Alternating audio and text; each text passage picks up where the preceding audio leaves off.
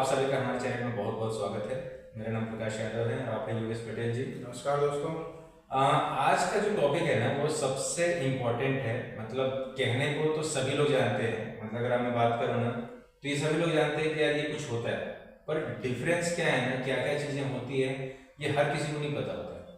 तो मुझे लगता है ना कि इस पर हमें एक बार थोड़ी सी अच्छी डिस्कशन करनी चाहिए, क्योंकि ये बहुत बहुत इंपॉर्टेंट चीज़ है। अगर आप शेयर मार्केट में हैं या किसी भी तरह अगर शेयर मार्केट खास करके हैं या म्यूचुअल फंड के बारे में जानना चाहते हैं, तो सबसे ज़्यादा अगर शेयर मार्केट की बात करूँ तो ये दो चीज़ें हैं जो सबसे इसके पिलर है एक तरह से, और इसके बारे में हमें पता होना चाहिए। तो आज का जो टॉपिक है ना वो ये है फंडामेंटल एंड टेक्निकल में टेक्निकल रिसर्च जो होती है इसमें डिफरेंस क्या है। फंडामेंटल रिसर्च हम किसे कहते हैं, टेक्निकल रिसर्च किसको कहते हैं, इन दोनों में डिफरेंस क्या होता है और ये एक्चुअली में किस तरह से काम करते हैं।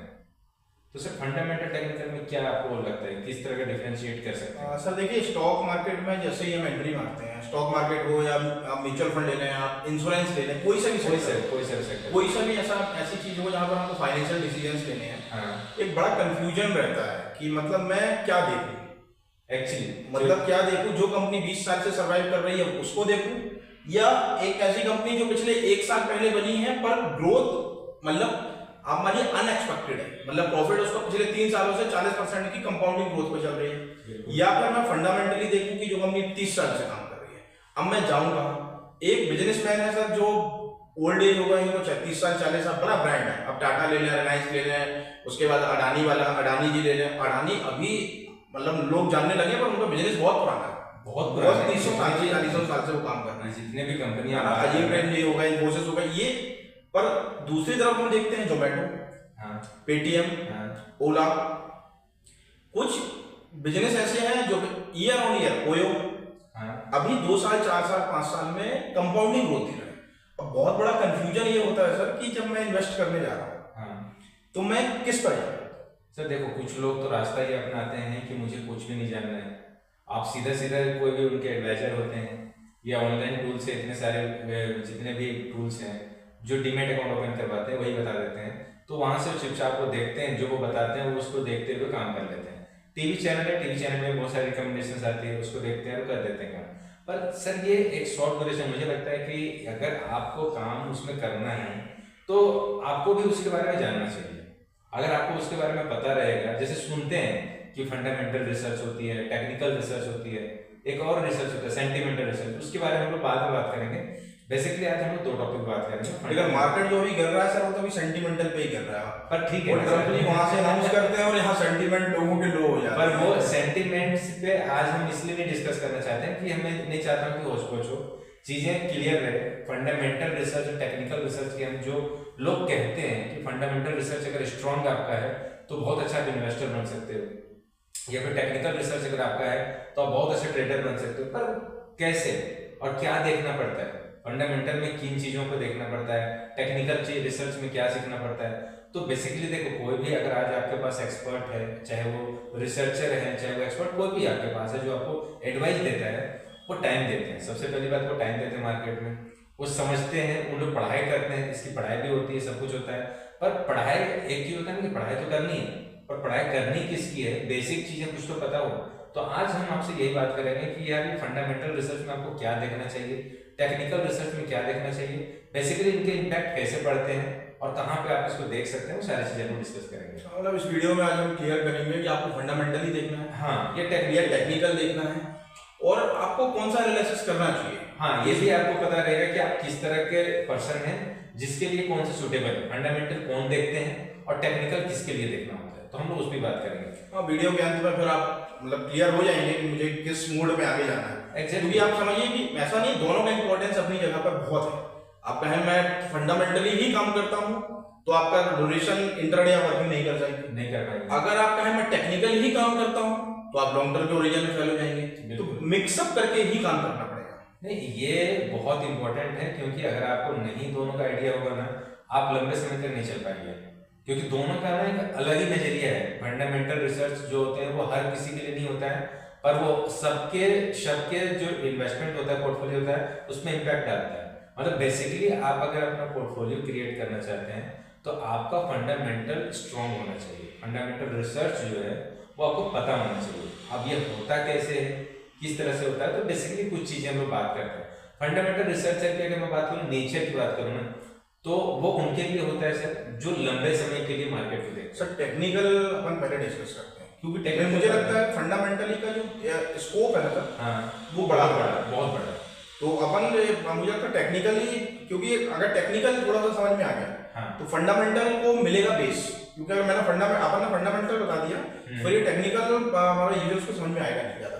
हाँ। तो आप टेक्निकल बताइए सर। टेक्निकल में तो क्या बताऊं सर, अभी के लोग जो है ना, तो सबसे ज्यादा जो आप टेक्निकल की बात कर रहे हैं ना, तो जितने न्यू ट्रेडर्स हैं ये टेक्निकल पे ही काम करते हैं। इसीलिए मैंने कहा सर कि जितने न्यू ट्रेडर्स हैं टेक्निकल पे ही काम करते हैं। ये वीडियो में इंटरेस्ट बना रहा है, इंटरेस्ट बना रहा है एक्चुअली टेक्निकल में ही काम करते हैं। तो बेसिकली टेक्निकल का मतलब मैं आपको उसके पहले का एग्जांपल मैं कुछ देना चाहता हूँ, जो मेरी पर्सनल चीज है, मैं आपको एग्जांपल देता हूँ, जो मैंने कई बार बोला भी है कि सर किसी भी पर्सन को अगर आप किसी घर जाते हैं और कोई भी एक बच्चे को देखते हैं, कोई भी एक बच्चे को देखते हैं कि वो कोई पढ़ाई कर रहा है या कोई फुटबॉल खेल रहा है, कुछ भी स्पोर्ट्स खेल रहा है, तो सपोज कि वो पढ़ाई कर रहा है, पढ़ाई में मैथ्स कर रहा है काम, और आप देखते हैं कि मैथ्स का सॉल्व कर रहा है, आप उसको देखते हैं तो वो अच्छा सॉल्व कर रहा है, आपने कुछ क्वेश्चन पूछे मैथ्स से कि यार ये क्वेश्चन आपको आता है क्या, उसने सॉल्व कर दिया, तो अब आपको लगा क्यूरियोसिटी बढ़ा कि यार ये बच्चा बहुत तेज है, मुझे कुछ और पूछना चाहिए, आपने कुछ और क्वेश्चन पूछा, उसका भी आंसर दे दिया, फिर आपने उसको फैमिली से पूछा कि यार ये पढ़ने में कैसा है, तो सबने रिपोर्ट दिया कि आप इसका जो ये है मैथ्स है बहुत अच्छा है। तो आपने क्या किया समझना, सबसे पहले उसका आपने प्रेजेंट देखा जिस पे वो काम कर रहा था, पास्ट उसका रिजल्ट से पता किया कि पास्ट उसका कैसा है, उसका फैमिली बैकग्राउंड से देखा, तो सबका एक फीडबैक आया कि इसका जो पास्ट और प्रेजेंट में फीडबैक आया कि मैथ्स में बहुत इंटरेस्टेड है। तो आप चाहते ना चाहते हुए आपने क्या किया, उसको एक प्रिडिक्शन किया कि इसको अच्छे से पढ़ाना, आगे जाके ये इंजीनियर बन सकता है, प्रेडिक्ट किया कि आगे जाके ये इंजीनियर बन सकता है। अब आप समझना, क्या ये गारंटी है कि आगे जाके वो इंजीनियर बनेगा? बिल्कुल गारंटी नहीं है, बट पॉसिबिलिटी उसके प्रेजेंट और पास्ट को देखते हुए पॉसिबिलिटी है कि इंजीनियर बनने की पॉसिबिलिटी ज्यादा है। बिल्कुल। टेक्निकल रिसर्च क्या होती है सर, जो कि सॉफ्टवेयर के द्वारा, सॉफ्टवेयर के जो सॉफ्टवेयर होते हैं उसमें उनके जो पास्ट के और प्रेजेंट में, प्रेजेंट और पास्ट का जो उसका जो हिस्ट्री चल रहा होता है, जो चार्ट के द्वारा दिख रहा होता है, उसके द्वारा, क्योंकि उसमें पैटर्न बनते हैं बहुत सारे, अब बहुत सारे होते हैं, तो मैं बेसिक चीजें बताता हूँ। उसमें प्रेजेंट दिख रहा होता है कि अभी करंट रेट क्या चल रहा है, कैसा मूवमेंट कर रहा है, और एक पास्ट दिख रहा होता है कि कैसा उसने किया है अभी तक। इन दोनों को देखते हुए फ्यूचर प्रिडिक्ट किया जाता है कि फ्यूचर ये कहाँ तक जा सकता है, ऊपर कितना जा सकता है, नीचे कितना जा सकता है। जैसे कि हमने एक बच्चे के साथ किया कि वो बच्चे को हमने प्रिडिक्ट किया, बट गारंटी नहीं कि ऊपर ही जाएगा। जिस तरह से टेक्निकल रिसर्च जो है, अगर किसी को बता रहा है कि प्रेजेंट इसका ऐसा है, पास्ट का ऐसा है, और ये पैराग्राफ बना रहा है, इस तरीके से चार्ट बना रहा है, अब आपने प्रेडिक्ट किया कि आगे जाके इसको ऊपर ही जाना चाहिए, पर क्या गारंटी है? क्या बच्चे को गारंटी नहीं है, बट यहाँ पे पॉसिबिलिटी ज्यादा है। अगर हम बात करें तो पॉसिबिलिटी ज्यादा है कि ऊपर जाने की प्रोबेबिलिटी ज्यादा है, नीचे जाने से ज्यादा प्रोबेबिलिटी कि ऊपर जाएगा। बट कई बार ऐसा होता है कि कुछ लोग ऐसे होते हैं, मैंने इसलिए बता रहा हूँ कि कुछ लोग ऐसे होते हैं कि जैसे सॉफ्टवेयर में ना, सॉफ्टवेयर के जैसे नाम सुना मैंने, आप सॉफ्टवेयर का नाम ढूंढते हैं, सॉफ्टवेयर को परचेज करते हैं, सीखते हैं, और सीखने के बाद वो जब रिसर्च करते हैं, जब काम करते हैं, तो कुछ टाइम बाद उनको अगर जब लॉस होता है तो बोलते हैं कि यार वो वीडियो मैंने देखा था, या फिर उन्होंने सर ने गलत बताया। तो मैं इसीलिए क्लैरिफिकेशन देता हूँ कि आप जो सीखेंगे इसमें ना, आप सिर्फ प्रिडिक्ट कर सकते हैं। सोचो कि आप जब बच्चे की फैमिली में, उसको हमने सारी चीजें अच्छी है, पर फिर भी हम गारंटी नहीं दे सकते, पर हम प्रिडिक्शन लगा सकते हैं। जब आप टेक्निकल या फंडामेंटल जब सीखते हो ना, तो आप अपने बेस को मजबूत करते हो, ना कि गारंटी। पहली बात, गारंटी रियल लाइफ हो या फिर रियल लाइफ हो, कहीं पे भी गारंटी नहीं होता है। तो आप अगर गारंटी लेकर अगर कोई चीज सुन रहे हो, देख रहे हो, या फिर सीखना चाहते हो ना, तो भूल जाओ, क्योंकि अभी आप जो देख रहे हो, ये भी इस बात की भी गारंटी नहीं कि कंटिन्यू आप 1 घंटे में देख पाओगे। हो सकता है इंटरनेट चला जाए, कैसे देख पाओगे मुझे, तो गारंटी तो किसी चीज की नहीं है।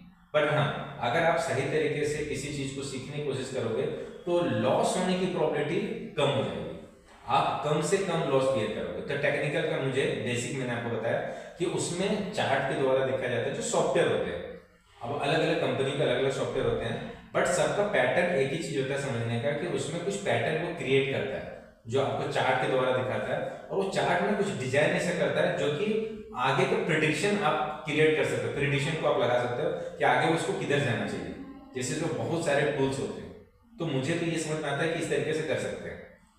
और इसमें क्या होता है सर, आप क्या बताना चाहोगे टेक्निकल में? सर मैं तो सिर्फ इतना कहना चाहूंगा कि अब सर ने देखिए बहुत सारी चीजें एक्सप्लेन कर दी हैं बहुत डिटेल में। मैं आपको एक short just like a definition मैं आपको बताता हूँ कि टेक्निकल एनालिसिस एक ऐसी अप्रोच है जिसमें हम पास्ट का प्राइस और वॉल्यूम का डेटा, वॉल्यूम मतलब कितने ट्रेडर कितना ट्रेड हुआ, वॉल्यूम का डेटा को एनालिसिस करके फ्यूचर के प्राइस का प्रेडिक्शन करते हैं।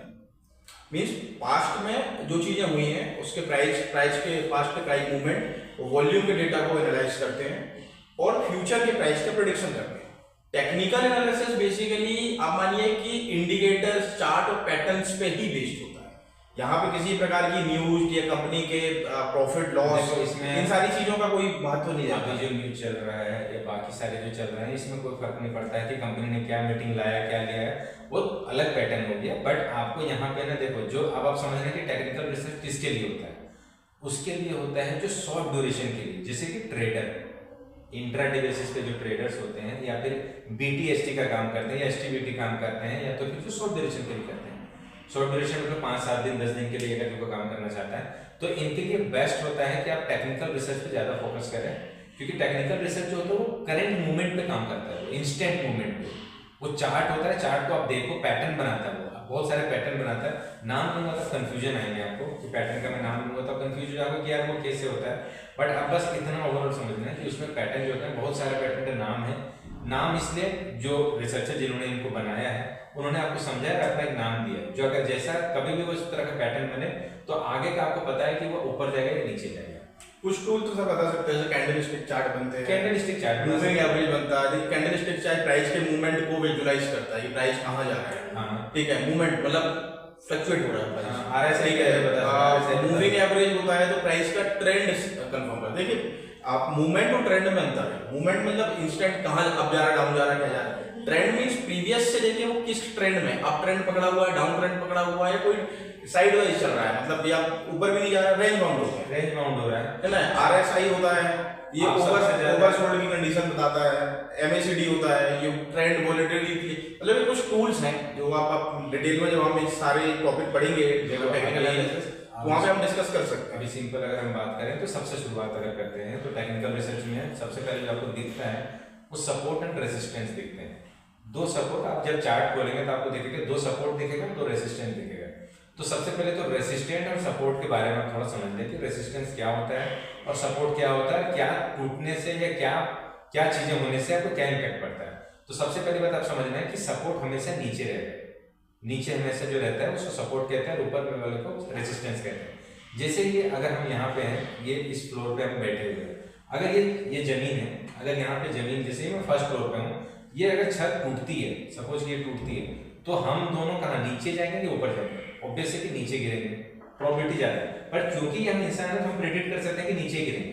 पर अगर सोचो कि ये बॉल है, जो बाउंसिंग बॉल है, जो जंप कर रहा है, इस तरह से मूवमेंट कर रहा है, अब ये मूवमेंट कर रहा है, मूवमेंट कर रहा है, मूवमेंट कर रहा है, और यहाँ पे सपोर्ट है, इसको मारा, एक बार टच करके निकल गया, टच करके, अब वो मारा थे, अब वो टूट गया, तो प्रोबेबिलिटी क्या है? अगर मारा होगा तो फोर्स लगा होगा उसमें, तो प्रोबेबिलिटी क्या है कि वो नीचे थोड़ा सा जाएगा, थोड़ा नीचे जाएगा। अब ये बॉल है तो बाउंसिंग हो रहा है, ठीक है, अब ये नीचे थोड़ा सा जाएगा। तो सपोर्ट जब भी टूटेगा, जब भी सपोर्ट का आपको सपोर्ट का लेवल है टूटेगा, तो प्रिडिक्टेबल है, मतलब ज्यादा प्रोबेबिलिटी लगा सकते हैं कि मार्केट वहां से नीचे जाएगा। मतलब उसका जो भी आप शेयर का प्राइस देख रहे होंगे, चाहे वो इंडेक्स का प्राइस देख रहे होंगे, वहां से नीचे जाने की प्रोबेबिलिटी ज्यादा है। सेम अगर रेसिस्टेंस है और यहाँ पे ये बॉल बाउंस हो रहा है, अब इसको अगर मारता है, हिट करता है और ये टूट जाता है, तो प्रोबेबिलिटी है कि वहां से ऊपर जाएगा। तो वहां से ऊपर जाने की प्रोबेबिलिटी कब जाएगा? जब रेसिस्टेंस टूटेगा। अब सर सपोर्ट और रेसिस्टेंस किसके लिए चलता है? हमेशा दो तरह के लोग होते हैं इस मार्केट में, एक होता है बायर और एक होता है सेलर, ठीक है। अब अगर सपोज कि आपने पोजीशन ले रखा है, किसी भी कंपनी का बाय कर रखा है और वो सपोर्ट की तरफ जा रहा है, अब सपोर्ट आप बाय कर रखा है तो जाहिर सी बात है ऊपर जाएगा तो बेनिफिट है। अब आप कहते हैं सपोर्ट के पास आ गया वो मार्केट का प्राइस, CMP जिसको हम कहते हैं, करंट के पास आ गया आप कैंसर के पास आ गए, करंट मार्केट प्राइस जो है वो सपोर्ट के पास आ गया। अब आपको सपोर्ट ये बताता है कि जब कभी भी सपोर्ट के पास आ गया है और आपको पता है कि मेरे एसएल की तरफ लग रहा है और वो सपोर्ट टूट गया, तो अब आपको ना दो चीजें, आपको एक चीज हिंट मिल गया कि भाई साहब आप यहाँ से एग्जिट कर दें। रीजन क्योंकि सपोर्ट टूटा है तो और नीचे जा सकता है, अब कितना नीचे जाएगा इसकी बात की नहीं पता है, पर नीचे जाने की प्रोबेबिलिटी ज्यादा है, तो आप एग्जिट कर दें। अब सेम टाइम पे अगर किसी ने सेल कर रखा है या फिर सेलिंग का पोजीशन नहीं बनाया है पर वो मार्केट को भी देख रहा है और सपोर्ट टूट गया, तो उसको अगर मार्केट में एंट्री लेनी है तो जाहिर सी बात है सेलिंग पे ज्यादा लगाना चाहिए। बिल्कुल, यार सपोर्ट टूटा है, चलो मैं सेल कर देता हूं, कुछ नीचे जाएगा फिर नीचे का सपोर्ट मिलेगा। हाँ नीचे जाएगा तो उसको कुछ तो थर्ड फ्लोर से गिरेगा तो सेकंड फ्लोर पे शायद चला जाएगा, फर्स्ट फ्लोर पे चला जाए। कई बार ऐसा हुआ है जो आपको मौका भी नहीं देता, सपोर्ट पहला सपोर्ट टूटता है, सेकंड सपोर्ट टूट जाता है, तो कई बार ऐसा होता है। तो बेसिकली टेक्निकल रिसर्च में ना सबसे बेसिक जिसको कुछ भी नहीं आता है, मतलब कुछ भी नहीं आता है, मतलब नॉन टेक्निकल है, वो भी इस चीज को सबसे पहले देखता है, सपोर्ट एंड रेसिस्टेंस कि भाई सपोर्ट कहाँ टूट रहा है, रेसिस्टेंस। उसी तरह सेम अगर आप रेसिस्टेंस की बात करो तो वहां पे भी ये होता है, अगर बायर है कोई अगर खरीद के रखा है, बाय आपने कर रखा है और रेसिस्टेंस के पास गया और आप एग्जिट करने चाह रहे थे और रेसिस्टेंस के पास चला गया, तो आपको लगा रहा है कि थोड़ा और वेट कर लो, थोड़ा और वेट कर लो, रेसिस्टेंस बेहतर है कि थोड़ा और वेट कर लो, न्यू हाई बनाएगा। हाँ न्यू हाई बनाएगा। तो बेसिकली आपको टेक्निकल में होता है वो सॉफ्टवेयर के द्वारा, अगर मैं मोटा मोटी लैंग्वेज में बात करूँ तो टेक्निकल रिसर्च मीन्स जो सॉफ्टवेयर के द्वारा मार्केट को रिसर्च किया जाता है उसे हम टेक्निकल रिसर्च कहते हैं। ठीक है सर। अब अगर यहाँ पे पहले चीज हमने बात कर लिया अभी कि टेक्निकल रिसर्च किसके लिए है, वो उनके लिए है जो ट्रेडर्स हैं, इंट्राडे पे जो ज्यादा मूवमेंट देखते हैं, और ये ज्यादातर सर में ना मुझे लगता है ज्यादातर ये लोग ना जो अभी के टाइम पे जो ऑप्शन में ट्रेड कर रहे हैं, इनके लिए तो ये चार्ट बहुत वो तो सर देखिए ऑप्शंस में जो काम कर रहा है वो टेक्निकल ही काम कर सकता है, टेक्निकली काम कर सकता है, फंडामेंटल नहीं करता। क्योंकि सर ऑप्शन की एक्सपायरी वीकली आ रही है, आप समझिए, मतलब वहां पर फंडामेंटल क्या लगाएगा, क्या ही लगेगा फंडामेंटल का तो पता चला रिजल्ट आने वाला है, रिजल्ट आने वाला क्या फर्क पड़ने वाला है, मतलब उसका लॉन्ग टर्म इंपैक्ट ही होता है फंडामेंटल का। तो टेक्निकल मतलब अगर आप इंट्राडे ट्रेडर हो या बीटीएसटी कर रहे हो, आज खरीदा कल बेचा, कल खरीदा परसों बेचा, तो आप मानिए कि आपको 99% आपको टेक्निकल ही देखना पड़ेगा। टेक्निकल आप अगर शेयर होल्ड कर रहे हो, लॉन्ग टर्म के लिए देख रहे हो, तो थोड़ा फंडामेंटल अपन डिस्कशन करते हैं, तो फंडामेंटल में आपको चीजें क्लियर होंगी। तो चलो मतलब कुछ चीजें तो हमें समझ में आ गया। अभी मूविंग एवरेज क्या होता है, अब ये अगर मैं बताऊं आरएसआई क्या होता है, अगर मैं एक एक करके डिटेल में बात करूंगा तो यार ऐसे ऑरली बात करने से आपको समझ में नहीं आएगा जब तक कि मैं आपको कुछ चार्ट ना दिखाऊं। अगर मैं चार्ट दिखाता हूं उस पर मैं आपको कर्सर के साथ बताता हूं तो आपको ज्यादा समझ में आएगा। तो अभी केवल बेसिक आप समझ लेना कि बेसिक हमें इसको कैसे समझना है। तो टेक्निकल रिसर्च को अभी थोड़ा साइड रखते हैं और हम लोग थोड़ा डिस्कस करते हैं फंडामेंटल। तो अभी समझ में आया कि हम जो ट्रेडर हैं इंट्राडे खास करके ऑप्शंस में ट्रेड कर रहे हैं, फ्यूचर में ट्रेड कर रहे हैं या फिर शॉर्ट टर्म के लिए कर रहे हैं, उसके लिए हम टेक्निकल रिसर्च को ज़्यादा प्रेफर करेंगे। बट अगर यही चीज़ें हैं जो ज़्यादातर अभी लोगों को लगता है ना, कि सबको लगता था, मेरे को लगता था कि ज़्यादातर यहाँ पे ना ट्रेडर है, पर ट्रेडर ज़्यादा नहीं है, इन्वेस्टर सबसे ज़्यादा। सर जो इन्वेस्टर हैं, बड़े इन्वेस्टर हैं, वो अपना लॉस के लिए या फिर आप मानिए मैंने समझ में फंडामेंटल मतलब इन्वेस्टर हूँ, मैंने पैसा इन्वेस्ट करके रख दिया, अब कुछ पोर्शन लेके मैं बैठा हूँ मार्केट में ट्रेडिंग करने के लिए, क्योंकि मेरे को तो मालूम है ना कि मैंने अगर मैंने किसी कंपनी के शेयर फंडामेंटली खरीद के रखे लॉन्ग टर्म के लिए, मुझे मालूम है कि आने वाले समय में तो ये भाई एक तो मेरा इंटरेस्ट ही बना रहेगा, मैं रोज देख रहा हूँ उसको। और सर बहुत सारे लोगों ने अब क्या हो गया, स्टॉक मार्केट ट्रेडिंग को इधर बिजनेस ले लिया फुल टाइम, एक्चुअली बिजनेस ले लिया फुल टाइम, मतलब इतनी रिस्क तो बाकी बिजनेस में भी है, इतनी रिस्क है, सबसे ज्यादा रिवॉर्ड की बात करूं तो इसलिए है। अब ये बहुत डेंजरस भी है, अगर आप सेबी के डेटा की बात करो तो 1-2% ही जो प्रॉफिट में 95% से 95% लोग नुकसान में है, F&O ट्रेडर लॉस पे ही है। और ये नुकसान पे कौन है? ये ट्रेडर। हाँ बिल्कुल। अब ये एक परसेंटेज का जो नंबर आया है, इसमें 95 में से 90% तो सब वो हैं जो 5,000, 10,000, 20,000, 1 लाख रुपए लेके आ रहे हैं और बाय करने पे बैठे हुए हैं। जो प्रॉफिट वाले हैं सर वो तो बड़े प्लेयर हैं, करोड़ों रुपए की वो सेलिंग को ऑप्शन सेलिंग पे बैठे हुए हैं। सर मैं आपको एक चीज, कोई फर्क नहीं पड़ता। एक चीज तो मैं कह सकता हूँ कि बहुत सारे लोग होंगे जो वीडियो देख रहे हैं और देखेंगे भी, मतलब मैं बता रहा हूँ 60, 70, 80% लोगों को यही नहीं पता होगा कि ऑप्शन सेल भी होता है, ऑप्शन सेल होता है ये पता ही नहीं होगा, पैसा लगता है सर। अब ये पता ही नहीं है ना सर कि ऑप्शन सेल भी होता है, उनको सिंपल से चीज पता है कि अगर मार्केट ऊपर जाएगा तो कॉल ऑप्शन बाय कर लो और मार्केट नीचे जाएगा तो पुट ऑप्शन बाय कर लो, बाय ही कर लो, सेल मत करो, क्योंकि उनको पता ही नहीं कि सेल भी किया जाता है। तो बेसिकली अभी चलो ठीक है, उस पर हम बाद में डिस्कस करते हैं, हम लोग फंडामेंटल की बात करते हैं। तो फंडामेंटल रिसर्च किसके लिए बेनिफिशियल है और इसमें कैसे होता है, क्योंकि ये लंबा चैप्टर है। फंडामेंटल रिसर्च की बात करूँ ना तो थोड़ा डिटेल में बात करना है, क्योंकि इसमें सीए जैसे दिमाग चाहिए, एक्चुअली सीए जैसे दिमाग चाहिए, क्योंकि वो आपको थोड़ा सा अगर आपको कॉमर्स अच्छा नहीं है, आप इंटरेस्टेड नहीं थे कॉमर्स में पढ़ने के लिए, तो वो तो फिर पढ़ाई था, अब ये आपका लाइफ है, आप यहाँ पे आप पैसे के लिए कर रहे हैं, तो यहाँ तो आपको पढ़ना पड़ेगा, थोड़ा तो आपको ध्यान देना पड़ेगा कि बैलेंस शीट होता क्या है, पीएनएल क्या होता है, रिपोर्ट्स क्या होते हैं, ये सब चीजें आपको ध्यान देनी पड़ेगी। तो फंडामेंटल हम बात करते हैं, फंडामेंटल से फंडामेंटल में आप समझिए कि अगर किसी कंपनी की एक्चुअल वैल्यू निकालनी है। हाँ, एक्चुअल मतलब कि विंडो ड्रेसिंग खत्म करनी है। मींस मुझे मालूम है कि एंकर दिखता कैसा है, मतलब फ्रंट एंड विंडो नहीं देखनी है। तो हम फंडामेंटल एनालिसिस करके और उसकी एक्चुअल वैल्यू निकालते हैं। मींस अगर मुझे कोई शेयर पे इन्वेस्ट करना है, मुझे वेल्थ क्रिएशन पे जाना जाते हैं सर, दो तरीके हैं। पहला है कि प्रॉफिट अर्न करने के लिए, या तो मैं टेम्पररी प्रॉफिट करने जा रहा हूँ, दिहाड़ी वाला काम, रोज कमाओ रोज कमाओ, ये होता है इंट्राडे। आज गए, मुझे नहीं मालूम शाम को लॉस होने वाला, प्रॉफिट होने वाला, काम करना है। पर हाँ, अगर मैं ये कह रहा हूँ कि आज मेरी एज 35 है, भाई मुझे 50 साल में 60 साल में 1 करोड़ चाहिए, 2 करोड़ चाहिए, जो भी चाहिए, उसके हिसाब से मुझे वेल्थ क्रिएशन करना है। तो आपको टेक्निकल एनालिसिस नहीं, आपको फंडामेंटली स्ट्रॉन्ग कंपनियां चाहिए। मींस अभी मैं लेटेस्ट एग्जांपल दे रहा हूँ आपको, देखिए टेक्निकल और फंडामेंटल का बहुत अच्छा एग्जांपल।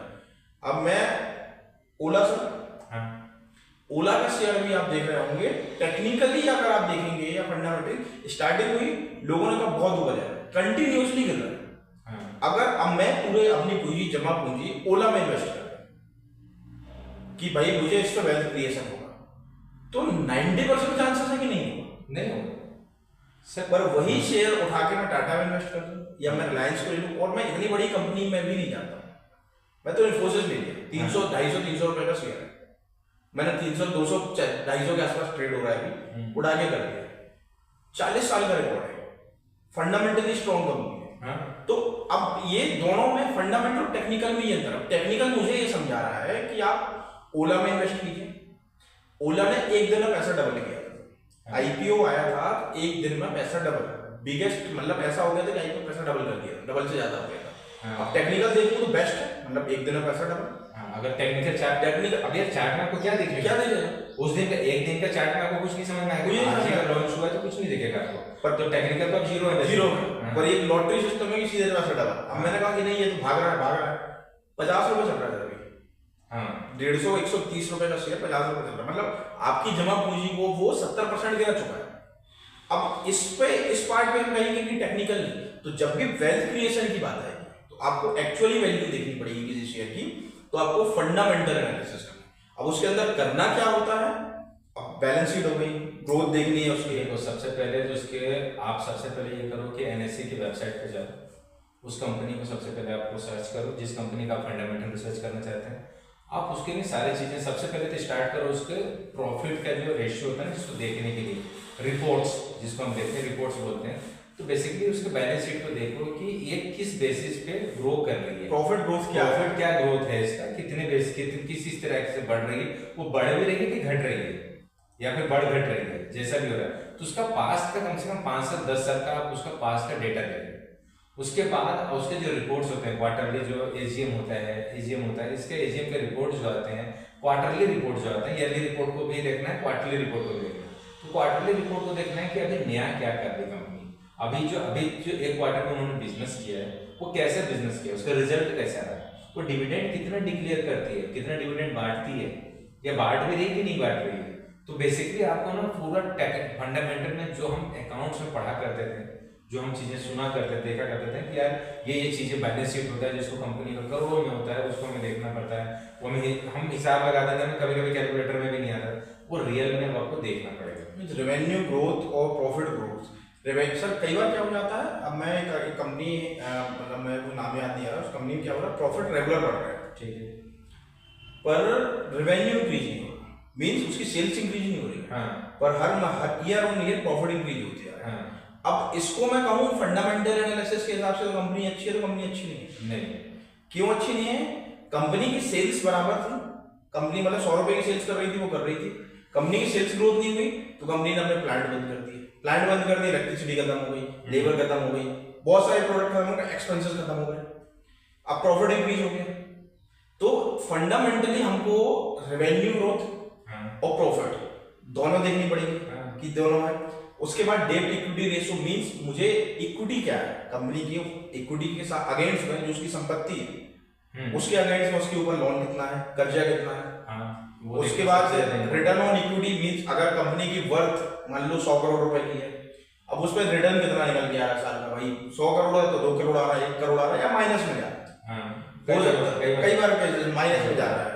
ओला जैसे बताया वो लॉस मेकिंग कंपनी है, वो price to earning ratio means मैंने जो इन्वेस्ट किया हुआ है हाँ। अब कोई शेयर मैंने खरीदा, भाई मैंने 400 रुपए का एक शेयर खरीद लिया, ठीक है, फंडामेंटली बहुत स्ट्रॉन्ग कंपनी है, मैंने खरीद लिया 400 रुपए का, पर एक साल के बाद उसकी वैल्यू 410 रुपए हुई। हाँ, मींस आप मान लीजिए कि मुझे 2% के आसपास का रिटर्न मिला, हाँ, अब एक साल के बाद अब यही वैल्यू 450 रुपए हो गई, तो मुझे 10% के ऊपर रिटर्न मिला। तो भाई इन्वेस्टमेंट के साथ रिटर्न क्या मिल रहा है, फंडामेंटल में ये सारी चीजें भी देखनी है। दूसरी मेन चीज जो होती है सर, प्रमोटर कौन है, कंपनी का मालिक कौन है। एक्चुअली सर मैं बताऊं, स्टार्ट वहीं से करनी चाहिए। हाँ, सबसे पहले स्टार्ट वहीं से करनी चाहिए, क्योंकि क्या होता है ना, एक दिन का मूवमेंट को अगर आपने स्टार बना दिया तो ऐसा नहीं होता, एक दिन पे स्टार्ट है। सबसे पहले तो आपको ये देखना है कि प्रमोटर कौन है, वहां से स्टार्ट करना है, इसका स्टार्ट कब से हुआ था, उस वहां से आप स्टार्ट कीजिए देखना, उसके रेवेन्यू देखिए कि किस तरह से जनरेट किया, नई चीजें क्या लाया उसने। मतलब ऐसा तो नहीं कि एक ही बिजनेस को 50 साल से चलाया जा रहा है, अगर उसने नया इन्वेंट कुछ किया है तो उसमें एक क्या होता है ना कि बढ़ने की प्रोबेबिलिटी होती है, लोगों को इंटरेस्ट होता है, और जितने ज्यादा लोग एक चीज पे इंटरेस्ट लेंगे उसकी वैल्यू उतनी बढ़ेगी। अब सर देखिए, जैसे अभी प्रमोटर्स में कितना इम्पैक्ट पड़ता है, एक जियो फाइनेंशियल करके शेयर है, जियो फाइनेंशियल को अगर आप डॉक्यूमेंटेड पार्ट पर देखेंगे, उसको प्रमोटर्स और उसके मैनेजमेंट को हटा दें, सिर्फ मैं शेयर को देखें तो शेयर की कोई वैल्यू नहीं है, मतलब कोई इनकम नहीं है, बिजनेस अभी ढंग से स्टार्ट भी नहीं हुआ, फिर भी शेयर 250, 300, 400 टच करके आया। क्यों? प्रमोटर और मैनेजमेंट कौन है, रिलायंस उसको ऑपरेट कर रहा है, रिलायंस उसको चला रहा है, रिलायंस उसका मालिक है, जियो सब जानते हैं। तो ये सब यहाँ से मेरे सारे डिसीजन चेंज हो गए। अब मुझे मालूम है कि भाई ये रिलायंस है, ये डूबेगा नहीं, मोटा भाई ये डूबने नहीं देगा, वो सब कुछ करेगा। तो यहाँ ये बहुत इंपॉर्टेंट पार्ट है कि प्रमोटर कौन है उसके। सर इसे हम उसी तरह जैसे मूवी का अगर हम बात करें तो मूवी में सबसे पहले देखते हैं कि डायरेक्टर कौन है। अगर डायरेक्टर अच्छा है, अब बाहुबली का डायरेक्टर है तो ये प्रेडिक्ट करते हैं कि भाई इसकी मूवी अच्छी होगी, क्यों? क्योंकि उसने पास्ट का बनाया उसने, इसके रिकॉर्ड वैसे है। तो उसी तरीके से प्रमोटर भी डायरेक्टर होते हैं, वो आपको सबसे पहले आपको वो देखना है कि इसका कैसा है, कौन है, उसके हिसाब से आपको डिसीजन लेना है। और टाइम टू टाइम आपको हर क्वार्टरली का रिपोर्ट्स उसको देखना पड़ेगा, आपको रिपोर्ट्स पढ़ने पड़ेंगे, क्योंकि रिपोर्ट्स भी ऐसे होते हैं कि वो 1 पेज का 2 पेज का होता नहीं है, 50 पेज के होते हैं उनको। हाँ, वो सब किसी को पढ़ने नहीं आता है कि वो 50 पेज कैसे पढ़ो, उसमें इंपॉर्टेंट चीज़ें डेटा क्या है। तो ये आपको कब आएगा, जब आप कंटिन्यूसली इस पर देखना स्टार्ट करेंगे, काम करेंगे, तो आपको समझ में आ जाएगा कि कहाँ पे देखना। जैसे आप सीए के पास जाते हैं और इतनी मोटी बुक होती है, बट उसमें कोई चीज़ पूछेंगे ना, उनको पता है कहाँ से निकालना है, उस पॉइंट पे वो निकाल, वो इसलिए नहीं क्योंकि वो सीए इसलिए जानते हैं, वो इसीलिए जानते हैं क्योंकि उन्होंने उतनी बार पढ़ा है उसको, तो उसको पता है कि इंपॉर्टेंट चीज़ कहाँ पे होगी। तो बेसिकली फंडामेंटल उनके लिए होता है जो लॉन्ग टर्म के लिए देखते हैं, और जो इन्वेस्टर होते हैं, हम जिसकी इन्वेस्टर की बात करते हैं ना, ये वॉरेन बफेट जैसे लोग होते हैं, ये फंडामेंटल ही ज़्यादा देखते हैं, ये उन्हीं पे। अच्छा, एक कई बार ऐसा भी होता है सर कि इसमें इस कंपनी में, पर्टिकुलर कंपनी में कौन से बड़े लोग हैं जिन्होंने इन्वेस्ट किए, इसका इम्पैक्ट बहुत पड़ता है। बहुत बिल्कुल सर। अब वॉरेन बफेट जैसे लोग अगर किसी शेयर पे इन्वेस्ट किए हैं, फंडामेंटली सर जो फंडामेंटल अप्रोच है, जब हम स्टडी करने जाते हैं तो वॉरेन बफेट के कॉन्सेप्ट बेसिक है, मतलब आप मानिए सबसे बेसिक चालू होती हैं। मतलब ये कहते हैं वॉरेन बफेट अप्रोच, बुकें हैं, मतलब वॉरेन बफेट अगर किसी चीज को एक्सेप्ट कर रहा है, फंडामेंटली अप्रोच कर रहा है तो फिर हम उनसे बड़ा इन्वेस्टर तो आया नहीं है, वो इन्वेस्टर है। अच्छा होता है उनसे ज्यादा नेटवर्क वाले लोग बहुत सारे लोग हैं, पर वॉरेन बफेट का नाम इसलिए चलता है कि 13 साल की उम्र, 12 साल में उन्होंने पहला इन्वेस्टमेंट कर दिया था और उन्हें सिर्फ इन्वेस्ट किया, लोगों ने काम किया उनके लिए। मतलब उन्होंने कहा कि do not work for the money, let's the money work. पैसे के लिए काम मत करो, पैसे को अपने लिए काम करने दो।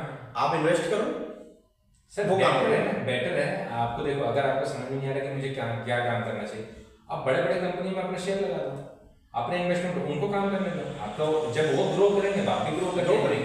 और देखो सर, एक और चीज़ भी है, एक वो चीज़ है कि जैसे अभी बहुत सारे लोग हैं जो छोटे मोटे पैसे लेके आते हैं, या कर्जे करके, या लोन लेके, या फिर अपने अर्निंग के साथ अपने आते हैं, और सभी लोग शेयर मार्केट में आते हैं, क्योंकि शेयर मार्केट को देखते हैं कि यार मेरा एक दोस्त है जो 2 दिन में करोड़पति बन गया, लाखपति बन गया, ये हो गया।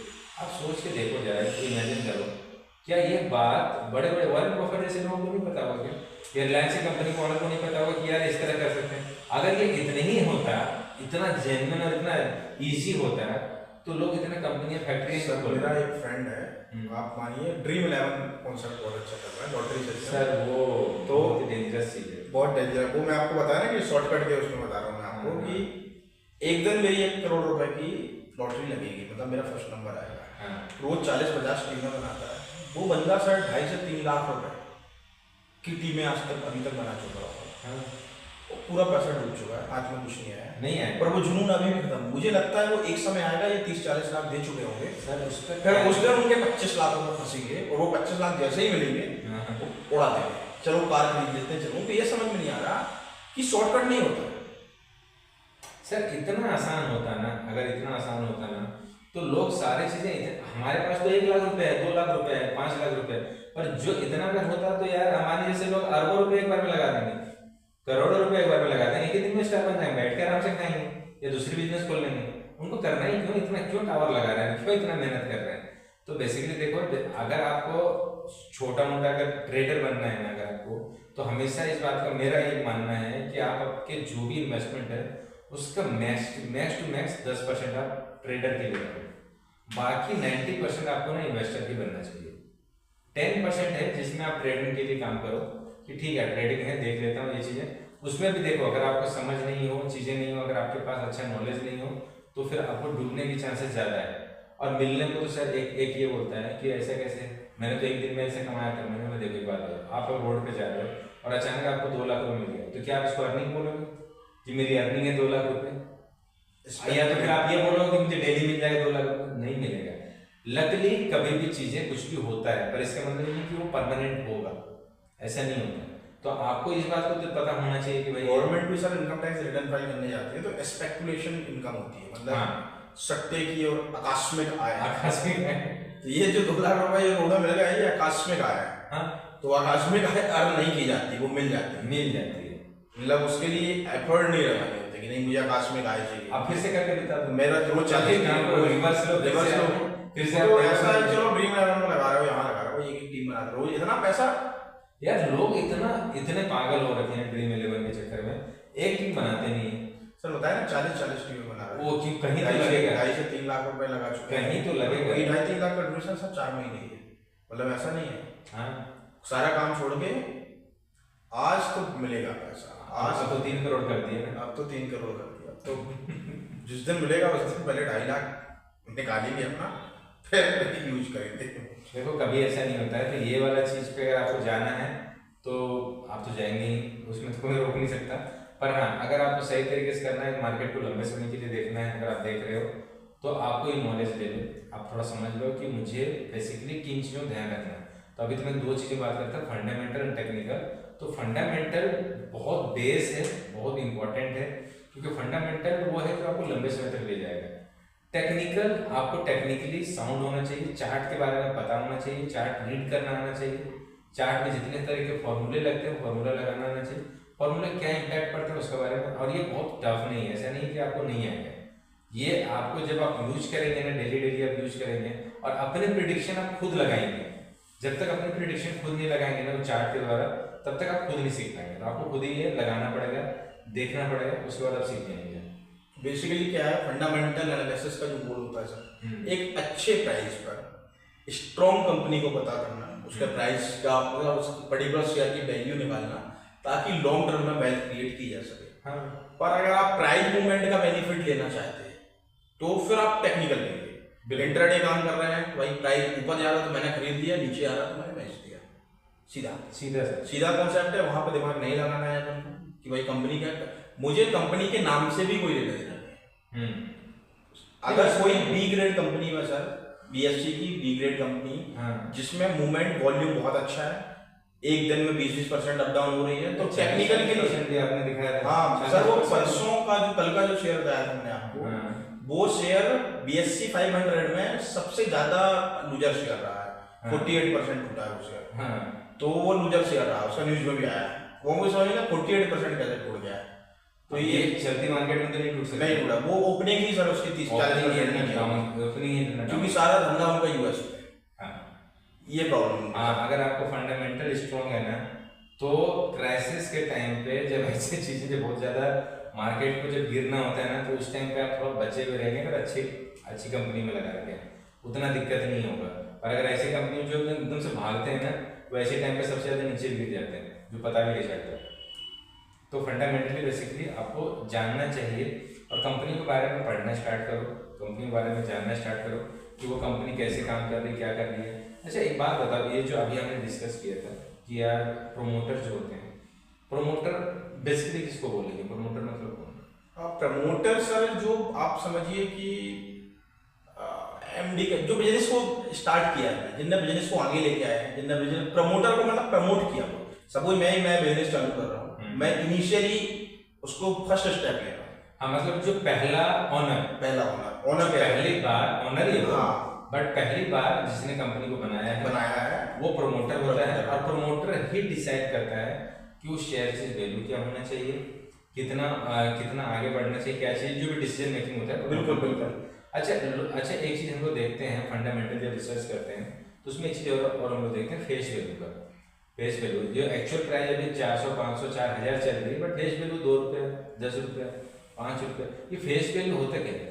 सर फेस वैल्यू होती है कि आप समझिए कि कोई चीज है, सपोज मेरा ये लैपटॉप है, ठीक है, आप इसकी जो वैल्यू है 5 रुपए थी सपोज, या 5000 रुपये मान लेता हूँ कि ये इसकी फेस वैल्यू 5 रुपये।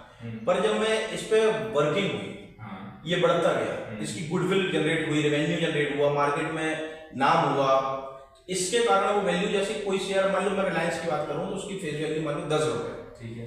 कंपनी जब बंद हो जाएगी, तो उसके 10 रुपए के बराबर ही आप हिस्सेदार हैं उसके, उससे ज्यादा भी नहीं है। बाकी तो लोग बायर सेलर मिले हुए हैं, को वर्थ इतनी बन गई है। नहीं एक्चुअली किसी ने बोला है सर कि यार एक बात बताओ, जो 2 रुपए की शेयर है तो मेरे से 250 या 500 रुपए का क्यों इतना बात होता है? क्योंकि अभी कंपनी की जो नेटवर्क क्या होता है, एक बहुत अच्छी चीज है कि आप समझो कि आपको कंपनी 20 साल पहले, 40 साल आपके जन्म से पहले से बनी हुई है, ठीक है, और आप वो कंपनी पे अभी आप उसका मालिकाना हक चाहते हो कि मैं भी इस कंपनी का ओनर बनूं। तो यार जो पास्ट में इतने सालों में उन्होंने जो गुडविल कमाया है, इतने कंपनी को ग्रो किया है, आप डायरेक्टली मालिक तो नहीं बन सकते हैं डायरेक्ट कि भाई आपने लगाया था 200 रुपया तो मैं आपको 5 रुपया दिया। बहुत सिंपल एग्जांपल मैं आपको बताता हूँ, हमारे यूजर बहुत आसानी से समझ जाएंगे। एक शहर में मैंने आपने एक मकान बनाया, ठीक है, उसकी कॉस्टिंग आई 20 लाख रुपए। अब मैं 5 साल बाद आपसे कहता हूँ कि मुझे 20 लाख का दे दो, आप नहीं दोगे, क्योंकि आप कहोगे 40 लाख का देंगे, क्योंकि अब तो भाई मार्केट बन गया है, रेवेन्यू आ रहा है, रेंट पे मकान है, तो आप 40 लाख का क्यों नहीं दे, क्यों दोगे आप 40 लाख का? फेस वैल्यू तो 20 लाख है। नहीं क्यों? क्योंकि बायर सेलर 40 लाख में खरीदने को तैयार है। अभी का जो मार्केट प्राइस है, अभी का मार्केट अगर उसको उस बिजनेस को बेचता है या कुछ करता है तो अभी उसकी वैल्यू मिलेगी। और अभी आप पार्टनर बन के जब बनोगे तो ऐसा तो है नहीं कि उस बिजनेस पे बिकेगा, तो फिर करंट मार्केट पे चलोगे तो इसीलिए आपको वो ज्यादा वैल्यू रहता है।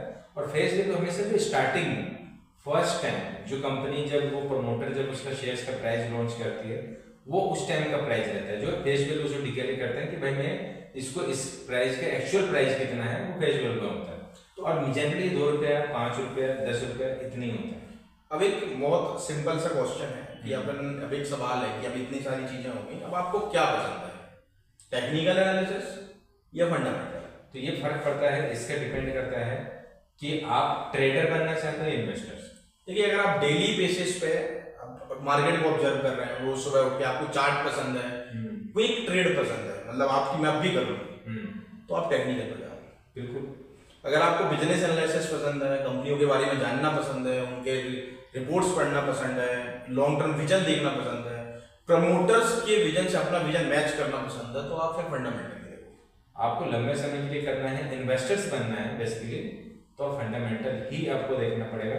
वहां पे टेक्निकल देखकर मत करना, इन्वेस्टर मत बनना। अच्छा दूसरी चीज ये है कि अब आपका मन में ये कंफ्यूजन होगा सर कि अगर हम टेक्निकल तो देखें कि फंडामेंटल, मतलब मुझे अब ये रास्ते में जाए कि इस रास्ते में जाए, नहीं, ये पुराना वाला कॉन्सेप्ट है। हाँ, नहीं वन वे अभी क्या कंबाइंड रोड आ गई है एक्चुअली मैंने अब टेको फंडामेंटल एनालिसिस होने लगा है, मतलब ये दोनों मिक्स होके काम करते हैं। तो फंडामेंटली पड़ेगा, हाँ, फंडामेंटली स्ट्रॉन्ग जो कंपनियां हैं, हम काम करते हैं जो कंपनियां फंडामेंटली स्ट्रॉन्ग है उनके प्राइस मूवमेंट पे, क्योंकि अब वॉल्यूम इतना बढ़ गया है, ट्रेडर इतने आ गए हैं कि हर कंपनी में बहुत मूवमेंट है। बहुत ज्यादा, बहुत ज्यादा। तो टेक्निकल ब्रेकआउट्स के साथ आप उसको खरीद सकते हैं, बेच सकते हैं, ऑप्शंस पे टेक्निकल ब्रेकआउट्स लगा सकते हैं कर से। अब मैं रिलायंस पे जा रहा हूँ तो रिलायंस फंडामेंटली स्ट्रॉन्ग कंपनी है, पर मैं उसके टेक्निकल ऑप्शंस में जाके या कैश में जाके टेक्निकल के साथ आप ट्रेडिंग कर सकते हैं। तो इसलिए इसको टेको फंडामेंटल एनालिसिस नया कॉन्सेप्ट आया, आप इसको ये कर सकते हैं। नहीं, ये दोनों सीखना बहुत जरूरी है। दोनों जब तक आपको नहीं आएगा मार्केट में ज्यादा टाइम तक आप नहीं समझ पाएंगे।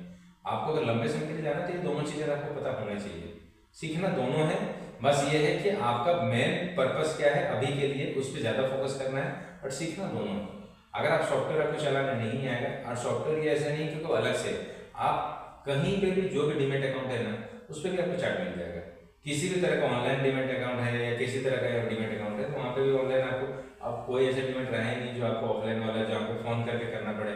अब सब ऑनलाइन, सब ऑनलाइन हो गया। ऑफलाइन ट्रेडिंग तो बंद, मतलब ना के बराबर है, बंद ही हो गया है। अब कहाँ किसी को कॉल लगाते हैं कि सर मेरा ट्रेड कर दो, सारे ट्रेडिंग ऑनलाइन ही हो गया। कुछ लोगों को तो पता भी नहीं ऑनलाइन ट्रेडिंग ऑफलाइन ट्रेडिंग में डिफरेंस क्या है। पहले क्या होता था, पहले क्या होता था, मोबाइल नहीं हुआ करते थे, या मोबाइल होता था तो इंटरनेट नहीं हुआ करता था। तो क्या होता था कि जाके या तो उसको बोलते थे या फिर फोन लगा के कि मेरे आईडी से ये वाले शेयर्स इतनी क्वांटिटी बाय कर लो, इसको हम ऑफलाइन ट्रेडिंग कहते थे। और ऑनलाइन ट्रेडिंग जिसका बिडिंग आप खुद लगाते थे, आपकी ही आईडी से हो रही थी, बट आपका बिडिंग आप खुद लगाते थे। जैसे अभी के डेट में सारे लोग, लगभग सब लोग 90% 99% लोग ऑनलाइन ही ट्रेडिंग करते हैं। ऑफलाइन ट्रेडिंग अब ना के बराबर हो गया।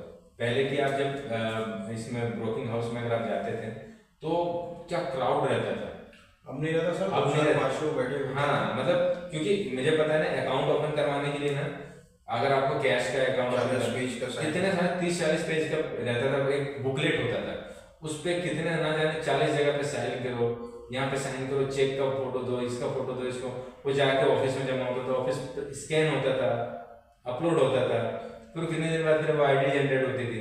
आईडी जनरेट होने के बाद आपको ऑफलाइन नंबर दिया जाता था कि आपको आपका ये है एग्जीक्यूटिव, इनको फोन करके ट्रेड कर सकते हैं। तो पहले का पैटर्न अच्छा था, लेकिन अच्छा था, वो भी अच्छा था, बुरा नहीं था। तो ठीक है सर, आप कौन सी एनालिसिस, अच्छा चलो ये कि अगर आप कौन सा, अगर उसको आपको या पर्टिकुलर आपको सोचना है कि टेक्निकल या फिर फंडामेंटल, इसका डिटेल कुछ हमको जानना है या फिर आप इसको डिटेल में बताइए, तो आप इसके कमेंट में जाके आप बता दीजिए भाई टेक्निकल सर, टेक्निकल मुझे समझना है, या फंडामेंटल, या टेक्निकल में कोई पर्टिकुलर पैटर्न समझना है कि चार्ट होगा, कैंडल स्टिक होगा, मूविंग एवरेज, आरएसआई, जो भी समझना है, जो भी आपको तो हम टेक्निकल उसका वीडियो बना के आपके साथ नेक्स्ट वीडियो में हम उस पर डिस्कशन कर लेंगे, आपके साथ बाकी लोगों के भी डाउट क्लियर हो जाएंगे। एक बार हम इसको थोड़ा सा ना ओवरव्यू डिफरेंशिएट कर देते हैं, फंडामेंटल और टेक्निकल में डिफरेंशिएट किया है। तो फ्रेमवर्क की अगर हम बात करें तो इसमें जो टाइम फ्रेम होता है, टाइम फ्रेम की बात करें तो जो फंडामेंटल होता है वो हमेशा लॉन्ग टर्म के लिए होगा, मतलब मंथ टू ईयर। हाँ, वो आपको फंडामेंटल लंबे समय, लॉन्ग टर्म इन्वेस्टर जो होते हैं उसको कहते हैं। और टेक्निकल जो शॉर्ट टर्म के लिए जो देखेंगे उसको टेक्निकल, उसके लिए अच्छा है। अगर डाटा बेस की बात करें तो कौन किस तरह का डाटा अगर देखना है तो फंडामेंटल अगर देखेंगे, फाइनेंशियल फंडामेंटल की बात करें तो फाइनेंशियल रिपोर्ट, और टेक्निकल में अगर बात करें तो प्राइस एंड वॉल्यूम की बात करें। प्राइस एंड वॉल्यूम को देख के हम टेक्निकल रिसर्च के लिए बात करेंगे। टूल्स की अगर बात करें कि हम फंडामेंटल्स के लिए कौन सा टूल्स का यूज करते हैं, तो इसमें एनुअल रिपोर्ट्स जितने हैं, रेशियो जितने होते हैं, आप रेशियो देखो, एनुअल रिपोर्ट देखो, जहाँ यहाँ से आपको ज़्यादा डेटा मिलेगा। और अगर मैं उसकी बात करूँ तो चार्ट्स एंड और ये इंडिकेटर जो होते हैं इनको देखोगे तो आपको टेक्निकल रिसर्च में ज़्यादा आपको हेल्प मिलेगा। ये बेस्ट है आपको, जो फंडामेंटल है ये इन्वेस्टर्स के लिए बेस्ट है, और जो टेक्निकल है वो ट्रेडर्स के लिए बेस्ट है। तो बेसिकली हमने, और अगर आप दोनों हो टेको फंडामेंटल ये नया है, ये चीजें इस पे भी आप काम कर सकते हैं, बट ठीक है, आप इस चीज को, अच्छा मुझे लगता है कि आप लोगों को थोड़ा समझ में तो आया होगा। और कोई भी चीजें, कोई भी चार्ट हो या कोई भी फंडामेंटल का कोई ऐसा चीजें हो जो कि आरएसआई को निकालना नहीं आता, कुछ भी चीजें आपको, कुछ भी, जैसे रिटर्न ऑन इन्वेस्टमेंट कैसे निकालते हैं, ये सब चीजें आपको सीखना है तो आप कमेंट कीजिए। नेक्स्ट वीडियो हम लोग प्रॉपर चार्ट के द्वारा, जिसमें ग्राफ के द्वारा आपको दिखाएंगे कि आपको कैसे रहता है। ठीक है, चलिए, थैंक यू।